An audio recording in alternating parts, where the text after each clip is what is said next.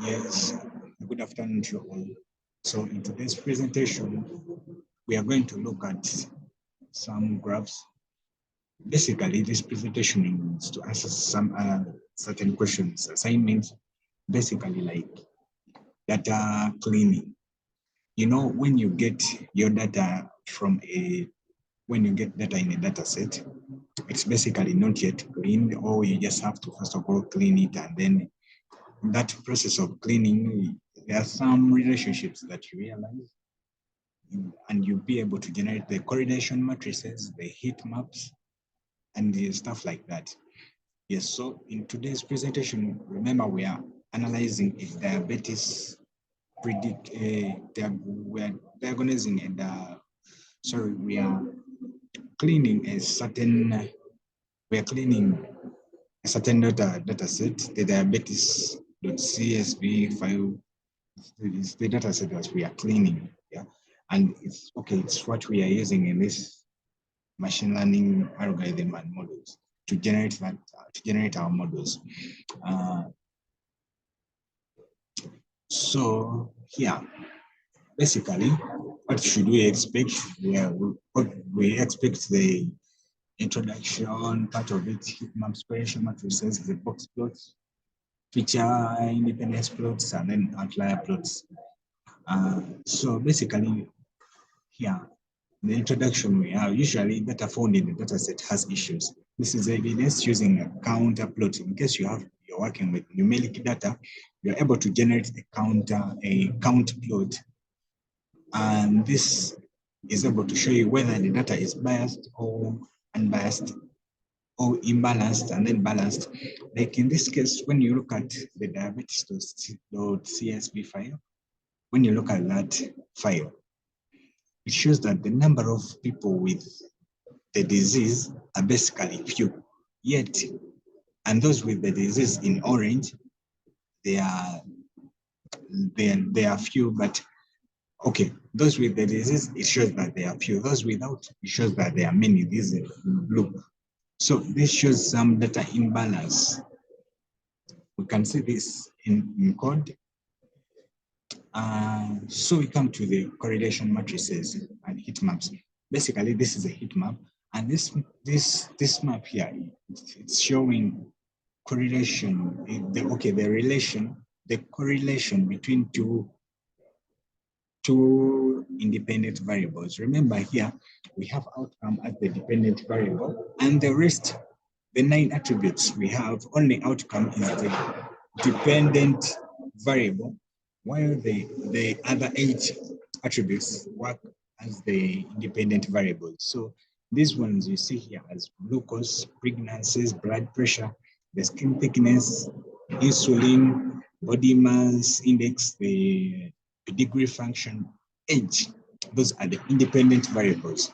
And then the outcome is the dependent variable. So here we are basically looking at a map that was generated using some few lines of code, obviously in Python, and then these lines of code here we see that these are ones, since we are plotting data against it. So okay, like a column against this, the same data. That's why we have a 1 here, a 1 throughout, and then here we are plotting pregnancy. This column here, pregnancy, and a row of glucose. That's why this is the correlation of glucose with pregnancy. This is the correlation. And basically, here we see that values close to 1. If the correlation is close to 1, that shows some stronger relationship. And then values close to that are in -1, close to -1, that will show that that's a poor relationship or a poor correlation between those two variables. So here we see that we can be able to get to determine which features are we going to use. Basically, we shall see that also in the feature importance graphs that will be generated later. Basically, this is using the Spearman's rank correlation coefficient. it's also basically generating some heat map, and it's comparing data, different columns. Basically, like what we saw before, this is what the Spearman correlation heat map is doing. Yeah. So basically, after running our model, after we've tested it, evaluated it on training and testing data, we see that we are able to generate a confusion matrix.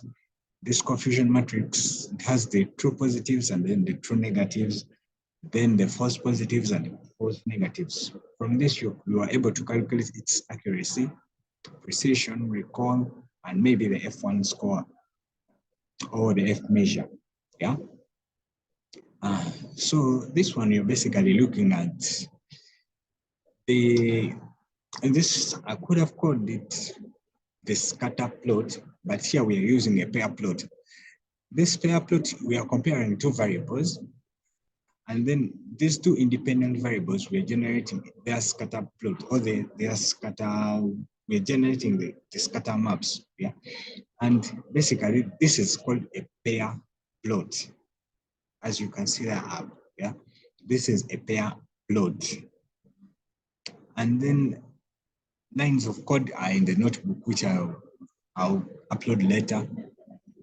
So we come to the box plots. These box plots, they usually use the quartile, basically dealing with quartiles, the first quartile and the upper quartile, or the interquartile range. And from these box plots, we are able to see even the outlier points. These are basically the outlier points. This one, that lie outside the data, showing what the outlier points are. Like you can see, this is the outcome. Being blue, then you have the disease, and then being zero, you don't have the disease. Yeah. So we come to feature independence plots, and basically this was using the random forest classifier. This generated this graph, and basically it was supposed to be feature importance, because random feature importance, we are using the feature importance, we're plotting a graph of feature importance against the future, or future against the feature importance. Yeah. So here, like you can look, this is the capacity of age according to the data set that we are working with. This is for age, the pedigree function, the body mass index, and then the insulin levels, blood pressure. But we see that glucose has a very high feature importance, yeah, a very high value, meaning glucose for random forest classifier, we basically need the age, the body mass index, glucose. Those are the main things that we need in our computations, yeah. So when we come to decision tree classifier, we also see that glucose is high, and then age and the body mass index. And basing on these two, we are able to see that the most important features that we need the age, we need the body mass index, we need the glucose levels, and insulin maybe, but those are the basic things that we need, yeah. So when we come to the outlier points, we see, we get this from the box plots. We see the data which lies outside these ranges. Okay?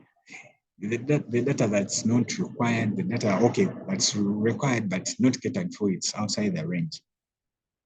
That's what the outlier plots is, what actually it's showing. Yeah.